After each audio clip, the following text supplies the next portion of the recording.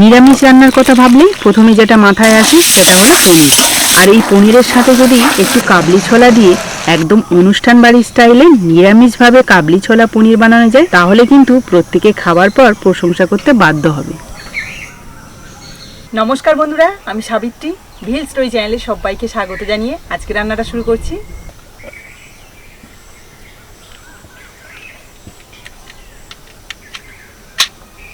কাবলি ছোলা পনির বানানোর জন্য এখানে আমি বেশ কিছুটা কাবলি ছোলা নিয়ে নিয়েছি।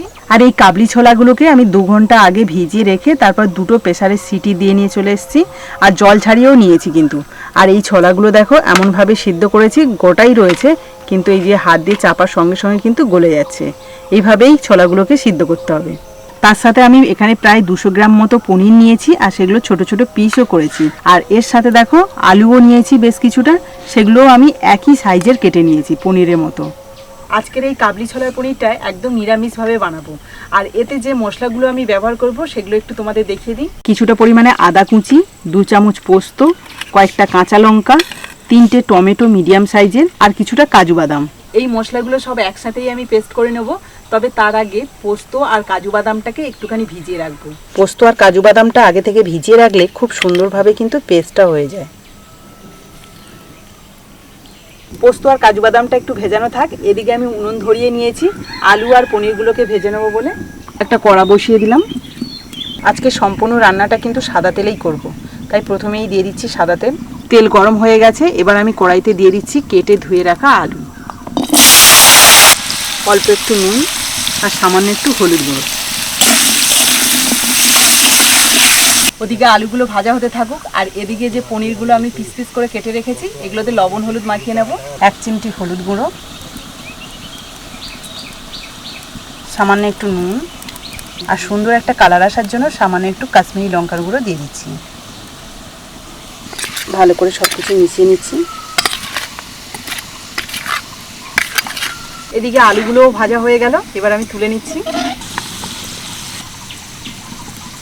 আলু ভাজার পর যে তেলটা রয়েছে ওই তেলে আমি পনিরগুলো ভেজে নেব।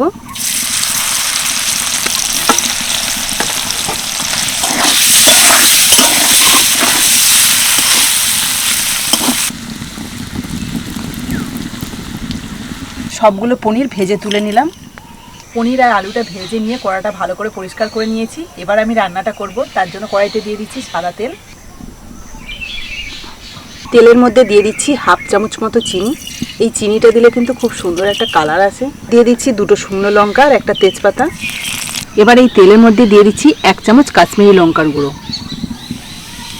আর দিয়ে দেবো 1 চামচ হলুদ গুঁড়ো। এবার পেস্ট করে রাখা মশলাটা দিয়ে দিচ্ছি।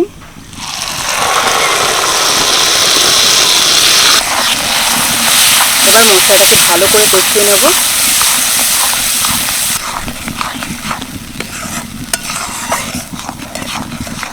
এই মশলাটাকে প্রায় 2 থেকে 3 মিনিট মতো কষিয়ে নিলাম। দেখো কেমনভাবে মশলা থেকে তেল ছেড়ে দিয়েছে চারিদিক থেকে। এই অবস্থাতে আমি দিয়ে দিচ্ছি স্বাদ মতো নুন। কাবলি ছোলা যখন সিদ্ধ করেছিলাম তখন কিন্তু আমি নুন দিয়েই সিদ্ধ করেছি। 1 চামচ জিরে আর ধনে গুঁড়ো, অল্প একটু গরম মশলার গুঁড়ো, 1 চামচ মতো কাসুরি মেথি। সেটা 2 হাত দিয়ে এইভাবে ঘষে দিচ্ছি, আর একবার ভালো করে কষিয়ে নেব। এখানে আমি কাসুরি মেথি ব্যবহার করেছি, তোমরা চাইলে কিন্তু ধনেপাতাও ব্যবহার করতে পারো। তবে আমার পার্সোনালি ধনেপাতার থেকে কাসুরি মেথির গন্ধটা বেশি ভালো লাগে, সেই জন্য কাসুরি মেথি দিলাম। মশলাটা পুরোপুরি রেডি হয়ে গেছে, আর কালারটা কত সুন্দর এসছে দেখো। এবার আমি এর মধ্যে দিয়ে দিচ্ছি সিদ্ধ করে রাখা কাবলি ছোলা। এর সাথেই ভেজে রাখা আলুটাও দিয়ে দিলাম।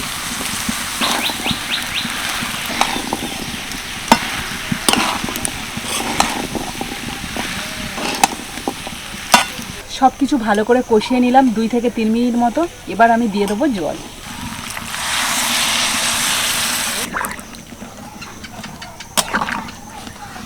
এবার ভেজে রাখা পনিরগুলো দিয়ে দিচ্ছি।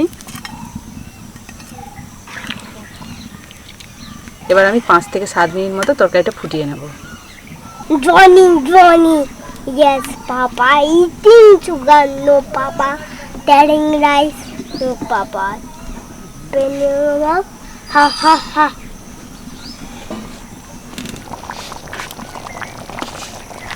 প্রায় 5 থেকে 7 মিনিট মতো ফুটিয়ে নিয়েছি।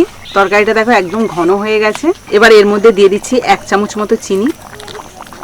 এখানে কিন্তু আঁচটা নিভিয়ে দিয়েছি, তরকারিটা এখনো পর্যন্ত উনুনে বসিয়ে রেখেছি। আর আমি যখন মশলাটা করছিলাম তখনই কিন্তু অল্প একটু গরম মশলা গুঁড়ো দিয়েছিলাম, আর এখন একটু অল্প গরম মশলা দিয়ে দিচ্ছি। এতে করে তরকারির ফ্লেভারটা কিন্তু খুব সুন্দর আছে।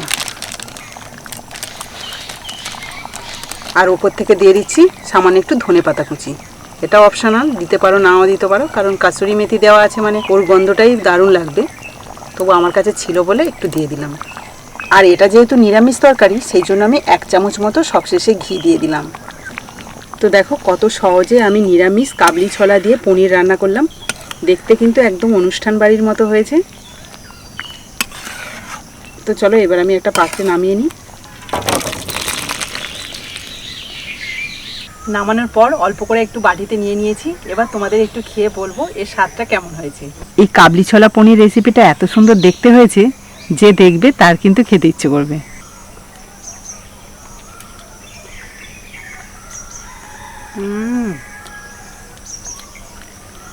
এর স্বাদের ভাগ হবে না। সত্যি অসাধারণ লাগছে। আর কাবলি ছোলাটা তো নিরামিষভাবে বানিয়েছি, আর এই কাবলি ছোলা বানাতে গেলে কিন্তু অবশ্যই একটু মিষ্টির পরিমাণটা বেশি লাগে। মানে আমি ওই তেলে কালারের জন্য 1/2 চামচ মতো চিনি দিয়েছিলাম, আবার তরকারিটা শেষে একদম পর্যায়ে এসে আবার 1 চামচ মতো চিনি দিয়েছি। এতে করে মিষ্টি মিষ্টি একটু হালকা রয়েছে, খেতে কিন্তু অসাধারণ লাগবে। পনির, আলু, আবার এই কাবলি ছোলা তিনটে একসাথে গালে পড়ছে, তার সাথে একটু গ্রেভি। তবে আমি শুধু শুধু খাচ্ছি, তোমরা চাইলে কিন্তু নান, পরোটা বা লুচির সাথে খেতে পারো। আমি আর এখানে নান বানানোটা দেখালাম না, তোমরা যদি চাও অবশ্যই কমেন্টে জানিও, নেক্সট ভিডিওতে অবশ্যই দেখানোর চেষ্টা করব। আর আজকে আমরা কিন্তু এই কাবলি ছোলা পনির রেসিপিটা নান দিয়েই বাড়িতে খাবো। দারুণ লাগবে, একদম অনুষ্ঠান বাড়িতে যেমনভাবে রান্নাটা হয় ঠিক তেমনই এর স্বাদটা হয়েছে। তো বন্ধুরা, তোমরা দেখতেই পেলে এই কাবলি ছোলা পনির রেসিপিটা একদম কম সময়ের মধ্যে সুন্দর করে একটা রান্না শেয়ার করলাম। আশা করি তোমাদেরও ভালো লেগেছে। আর ভালো যদি লাগে তাহলে প্লিজ একটা লাইক করে দিও, আর বন্ধুদের সাথে প্রচুর প্রচুর শেয়ার করো ভিডিওটা, যাতে সবাই দেখতে পায়।